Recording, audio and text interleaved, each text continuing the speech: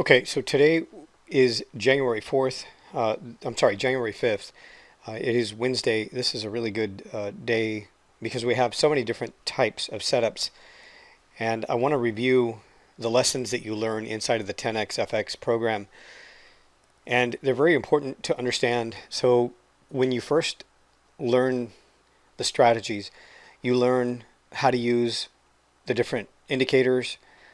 You'll learn what kind of signal patterns or candle patterns need to be in place in order to justify a particular signal.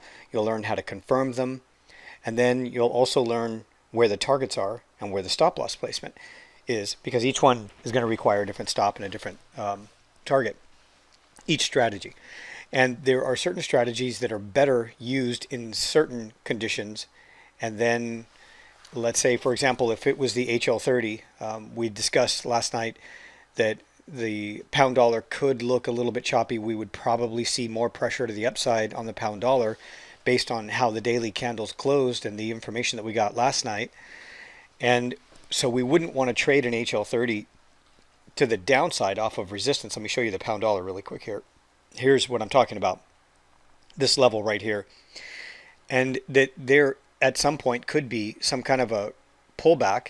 This is the pound dollar, where we would trade a reversal, but it would not be the HL30. We saw that there was far too much pressure and too much continued momentum to the upside, that if we did see an HL30, it would likely fail, meaning that it would, perhaps print a bearish engulfing candle pattern, but turn around and flip around the opposite direction and go back up and test the upper boundaries and keep going a little bit higher. That's what we were expecting last night on the pound dollar. So there was no HL30 or anything that we were going to consider on the pound dollar.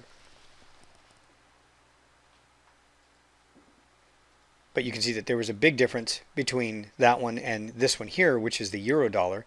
And the euro dollar, if it was going to continue to move up, if it was going to trade inside of that sideways consolidation that we see on the daily time frame, there was a possibility that it could go lower or higher if it's just going to keep going sideways. And that could provide an opportunity based on where price closes and the levels that it tests. It could provide an opportunity to trade an HL30 to the upside, which is exactly what we saw here. And you can see that this HL30 here on the euro dollar hit both targets and paid a total of 60 pips.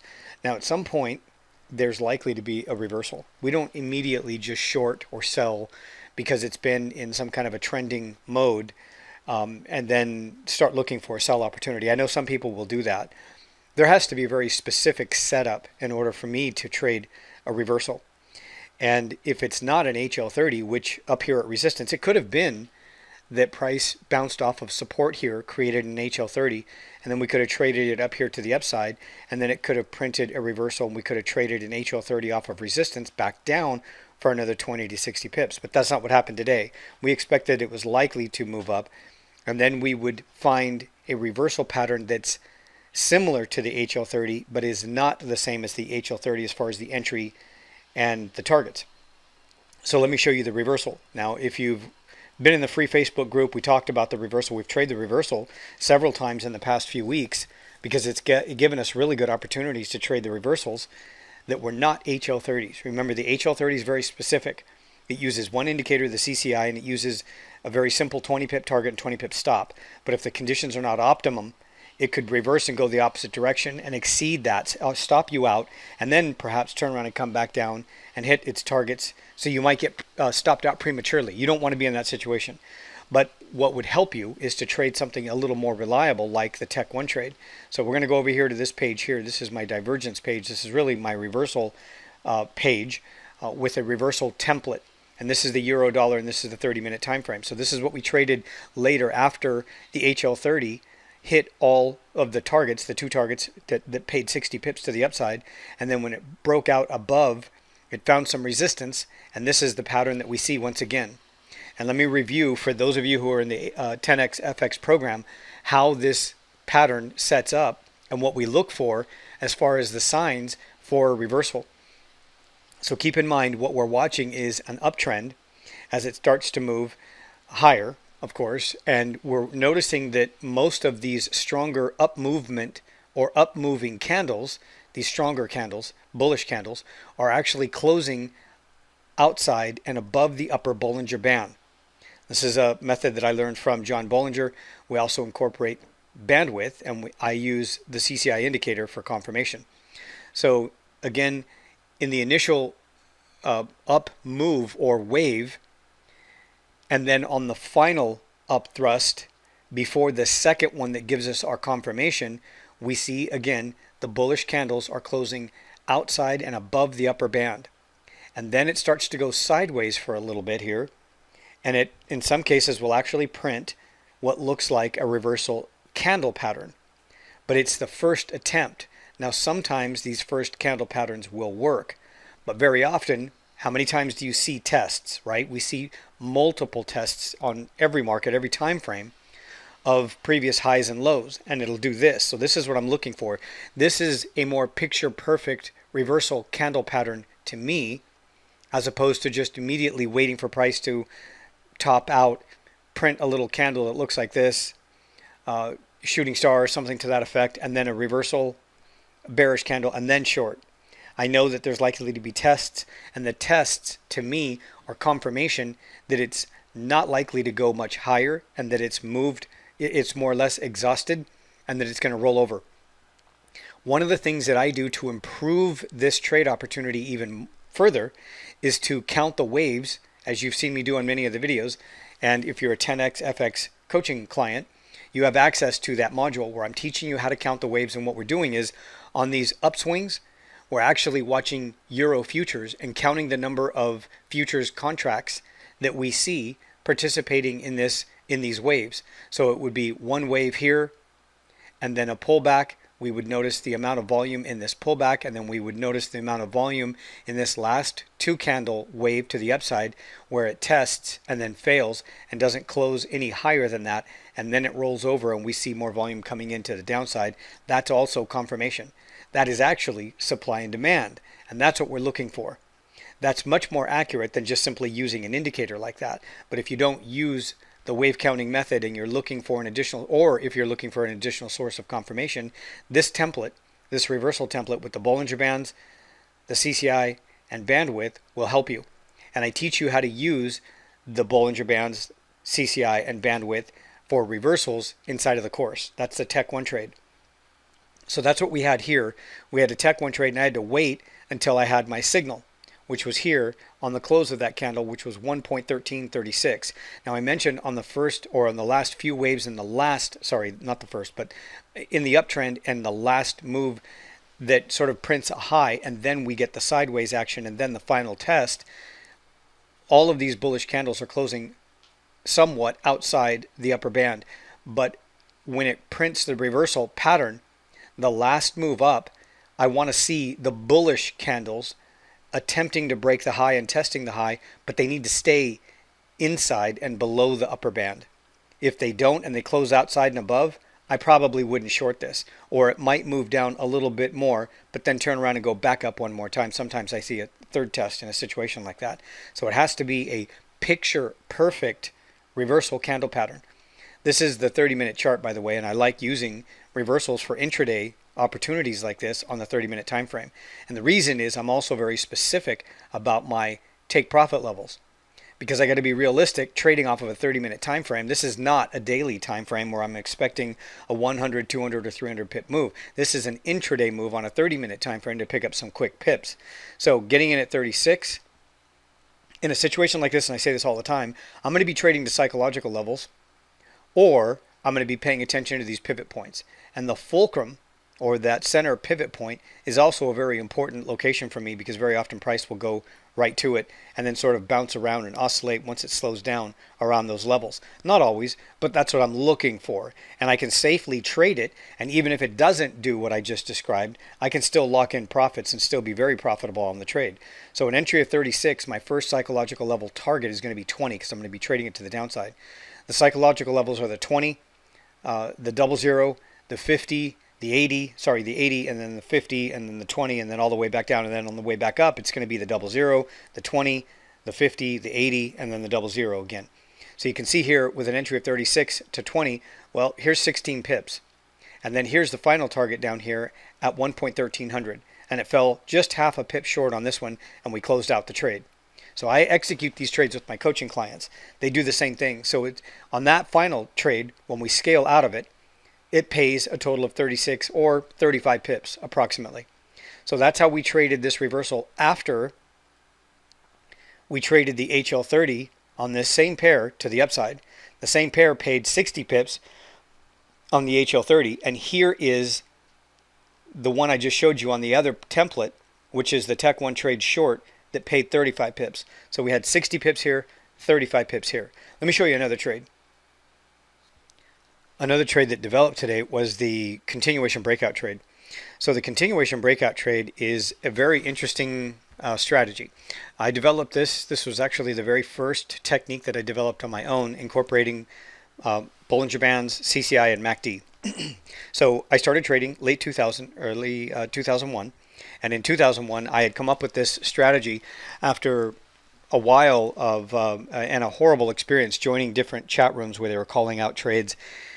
And what I noticed is that in these chat rooms that I had joined when I first started trading, they would call out trades when price would take out a high or a low. They didn't seem to really have any particular strategy. They would just identify a high or a low that was pretty subjective because all of us in the chat room saw different levels. And then they would call out trades, and sometimes they wouldn't tell us where they were taking profits, and sometimes it would be a quick scalp. It was a mess. And very often what would happen is that on these candles that would break above support or resistance, when price would do that, it would turn around shortly after, maybe a few minutes or even 45 minutes later, and it would move right back down inside a consolidation, and I would get stopped out, me and everybody else in the chat room, and it was horrible. So when I went off on my own, I started studying consolidation, and that's because that's where I was losing most of my money. So I started analyzing different time frames, and I was waiting. I noticed that if I wait for a closed completed candle, that is where things start for me. I have to wait for a closed completed candle before making an assessment if price is actually going to break out where I could expect it to continue to trend in the direction of the breakout. That's what I was doing here. So I started this off on a 30-minute chart. It doesn't really work that well on a 30-minute chart. I know because I tested it for a long time, and I was still experiencing head fakes, meaning that price would break out and then turn around and come back down inside a consolidation, and I would get stopped out, and the trend would not continue in the direction of the breakout very often. So when I switched to a 1-hour time frame, I eliminated almost all of my head fakes. The next thing I needed to do was study Bollinger Bands, and I started studying Bollinger Bands because I realized that it's giving me signals. If I'm not using volume, for example, if you don't understand volume, and at that time I was using volume to trade futures, but I wasn't using volume to trade the euro dollar and the pound dollar at first. I didn't realize that I could use the futures charts to confirm that. That's what I do today, and that's what I teach my clients, my coaching clients to do. And I did it shortly after because I was trading futures anyway back in 2001. But at first I did not realize that I could do that. I didn't want to use tick volume because it didn't seem to be really very reliable. So what I do now is I wait for, and for those of you who are on the 10xFX program, you know that there's a complete module on how to trade the continuation breakout trade. Very often I say that the continuation breakout trade is accurate 90 to 95% of the time, as long as you understand the rules and you do it correctly. And there are some key rules, one of which popped up today, that doesn't always take place. It's always something that we're concerned about, but it doesn't always occur. And I'll explain here in just a moment. Before I begin though, for those of you who are new, in order for me to be able to have a confirmed continuation breakout trade, what I need is a key level of resistance and support that is sufficient. And what that means is that it has to be a specific distance from the high to the low. If it's anything less than 55 pips from the high to the low, where this resistance point is, you see me moving my cursor back and forth, that's the low. Let's just say, for example, this was the level that I was using, the low here and the high right here where I'm moving my cursor. If that's less than 55 pips and then a 1-hour candle closes outside of that range, if again it's the range from the high to the low is less than 55 pips, it's likely to print a failed trade, a head fake. It's likely to reverse and go back down inside a consolidation because the range is much too small and much too tight, and it's still very volatile. A decent or appropriate range from the high to the low is well over 55 pips. 65 pips, 75 pips, 85 pips, even 90 pips from the high to the low is sufficient. And it's much more reliable the larger that trading range is that's been solidified in place where price holds inside of that range. And the longer it holds in place, it makes it even better. But you still have to confirm the signal candle accurately when it develops. So here I had a confirmed candle, and this was obviously not today. These are 1-hour bars. So you can see here we had the signal candle. The Bollinger Bands have to be separating away from each other. This shows me a sign of strength. I learned this from John Bollinger. It shows a sign of strength. There's a lot of momentum behind that move.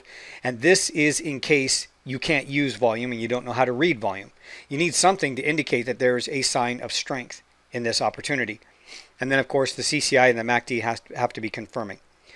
The other rule is that once we get a closed completed candle, I can't get into this trade until I see a 3-pip entry.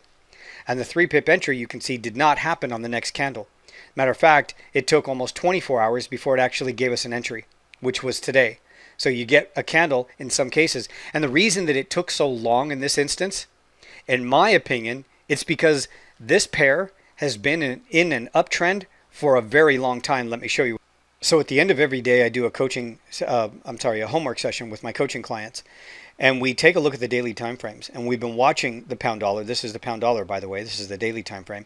And we've been watching this one for quite some time. And we started trading continuation breakout trades to the upside on the 21st of December. That is that bar right there. We start off by analyzing and assessing the conditions here on this reversal. We had a downtrend. It stopped. It started to create this area of accumulation. We analyzed the phases of this consolidation, and we determined to get into an area that we call phase C, which is a low. Actually, it printed a much lower low and tested the bottom side of this channel. Let me show you the channel here. This started all the way back in May of 2021. And it's been in this channel. You can see how we get these little up thrusts and these little moves to the downside, and they reverse. And very often these little clues right here, when it breaks out above and below, it'll give us an opportunity to trade the reversal back into the channel if that's in fact what it's going to do and it's not ready to break out yet. But on the 21st, we got the signal that it was finally ready to break out. I used my point and figure charts and found 2 targets here, one of which is already hit. And we were able to trade these continuation breakout trades to the upside. Now, let's go back to this chart here. This is a continuation breakout trade. It has been in an uptrend for a very long time. I've shown you that since the 21st. At some point, it's likely to start to slow down or stall, and we may even see a significant retracement. It doesn't guarantee that just because it's been in place, but there are signs and clues that will identify and confirm that. And that's what I'm looking for. I don't force the idea just because I think that it's been in an uptrend for a long time, so it's due for a correction. That's not the way to trade it. We need confirmation and signs that people are exiting the position or getting out or taking profits in order to cause these slight retracements or more sideways consolidation, if what we see here is just a little bit of consolidation or range-bound activity before the next leg higher, if that's in fact what happens. So again, we're likely to see this kind of behavior after some distance or some time has been in place for an uptrend. So one of the things that we always say when we find a continuation breakout trade, I'm going to tighten this up, and you can see I'm going all the way back to December 8th over here, the 10th. This was that consolidation. We found our phase C. This was the 20th, the 21st, when it gave us the signal. So when we get the first continuation breakout trade to the upside, we obviously, every time we see a continuation breakout trade, we go back and say, where did all of this come from? That is one of the rules that I mentioned in the module that teaches you the continuation breakout trade inside of the 10x FX course. You always ask yourself, when you see a continuation breakout trade, where did all of this come from? And the reason is, let's go back to the current candle. This is the one that we're talking about. So this is the one in question. This is the continuation breakout signal candle. When I see this, I say to myself, where did this come from? Is this the first one? Is this a base? Is this support? Is this actual support that I can see on the daily time frame? Well, I'm going to have to go to the daily time frame or compress my charts, my 1-hour charts, just like this, so I can see it. So you can see, again, we had a downtrend that started all the way back up here in October, all the way down here to December, and then it bottomed out, and then we had our move right back up again. So that's what you want to be able to identify. And the reason is that if you get multiple continuation breakout trades in the same direction, in this case to the upside, eventually one of these continuation breakout trades is going to fail. And what we do when we get a picture perfect signal like this is we calculate smaller targets. Normally the target is a 55 pip target from the entry. The 55 pip target on this one is right here at 1.3624 with an entry of 1.3559. But the reason that we targeted 20 pips from the entry and this is a number one rule, when we see multiple continuation breakout trades to the upside, we have to ask ourselves before we set in the target and we get into the trade and we set our target at 55 pips from the entry, we have to say, is there a possibility that this may not hit the 55 pip target because it's been in such a long uptrend that it's likely to reverse just like it's doing today and not necessarily hit that target. It may not hit that target. So what we do from the entry is we trade conservatively. We don't know for sure, but one of the ways to protect ourselves is to trade it to the first 20 pips. So if we get in at 59, we have to lock in profits at 79. We can't necessarily expect that it's going to hit the 55 pip take profit level. And it's not because this is one of the 5% of the times that this particular trade setup fails. It is one way to protect ourselves to realize that there's likely to be some kind of a reversal. The other thing you can do is simply go to the daily time frame or the 4-hour chart or the weekly or whatever, and you may find some key level of resistance that it's actually running into that you cannot see here on the 1-hour time frame because you're just not going to get enough data on this chart. So you don't want to trade this lazy by not looking. You need to stop and look. So every time you get a continuation breakout trade, you always have to ask yourself, is this the first one or is it one of many in the same direction? If it was the first one, then we would most likely not target the first 20 pips. We would just simply target the 55 pip target, and that would be it. We would just set in our target and our stop and then leave it alone and continue to manage it. Now it just might bounce off of this resistance, which is the level that it broke out of, reverse and go back up again. That's a possibility. But at this point, we've already locked in profits to be protective of our capital, and because we realize that, again, one of the rules for the conditions for the continuation breakout trade is to ask, is this the first one or is it one of many? We traded several a couple of weeks ago, after the 21st, when it looked like this. During this week, I believe we had 3 continuation breakout trades, several or 1 or 2 on the pound yen. I'm actually going to show you the pound yen in just a moment, because while this is all happening, the pound yen gave us an opportunity to trade this one for 150 pips. Let me show you that one. So this is the pound yen, and let me tighten it up and show you what we did with this one. So here is the continuation breakout trade right here. This is this week, of course, and today is Wednesday. Here is the entry. This is the continuation breakout trade. Bollinger Band separation away from each other. No divergence in the indicator. An entry of 3 pips. We have a 3 pip entry, and we target the first 150 pips. This marker right here just indicated that it was 100 pips from the entry. This is a 1-hour time frame, continuation breakout trade. When we execute the continuation breakout trade on the pound yen, we always lock in profits at the first 150 pips from the entry. The next target is 100 pips beyond the first 150 pips here, which means if it hits the final target, we earn 250 pips on the trade. So far, we've already earned 150 pips. It did that just about an hour and a half ago when it hit that high. So we've locked in our profits here at this point, and if it pulls back and it doesn't go any higher, then we'll get stopped out at a break-even stop on the second half of the trade, which means that price has to come all the way back down here at 1.56, let's say 15, and we would close the second half of the trade at 0. But we still locked in profits of 150 pips from the entry to the first target right there. Again, this was just a marker when I was trading with my coaching clients indicating that it had hit its first 100 pip level from the entry, which was very exciting for a lot of my coaching clients. Some of them have never earned 100 pips on a trade like this for a day trade. So again, this is the continuation breakout trade. Now again, I want to remind you that it may stop right here at the first target. And that might be as far as it goes temporarily. Sorry about that. Let me put this right over here. This is 150 pips profit. And again, the reason is we've traded several continuation breakout trades to the upside. You can see my price tags in here. You can see that we've traded several of them to the upside. And when we got this continuation breakout signal candle right here, again, I asked myself the question, and my coaching clients as well, is this the first continuation breakout trade to the upside that we've seen? And when we tighten up the charts, or if we go to the daily time frame, no, it is not. You can see that there was a base here all through December, late November, and then we got the breakout as it started to move. And this sort of correlates with what we saw on the pound dollar to the upside. So for the last few weeks, we've been trading this one to the upside. And at some point, it's likely to slow down. And that's why we scale out at these specific targets. These targets are always the same targets. When we trade the continuation breakout trade on the majors, the euro dollar, the pound dollar, it's a 55 pip target.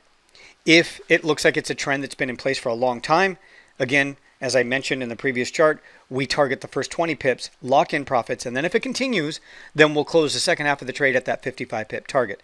And just the same with this one, pound yen, when we get into the trade, we always target the first 150 pips. And then if it continues, we'll close it out for 250 pips from the entry. It's always from the entry. So this is a powerful strategy. It pays and earns a lot of money when you execute this trade. It is a really good day trading strategy. Sometimes they'll take 24 hours to actually reach their targets, especially on the pound dollar. Pound yen.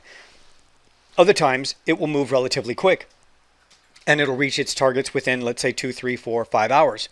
Sometimes the continuation breakout trade initially will set up on the majors and it'll break out of consolidation due to economic data during the New York session. And then within 2 hours, it'll hit its 55 pip target. And in a situation like this, it might even hit its first 150 pip target within 2 or 3 hours. It really depends. Each time it's a little bit different, but we're managing the position and the trade throughout this process.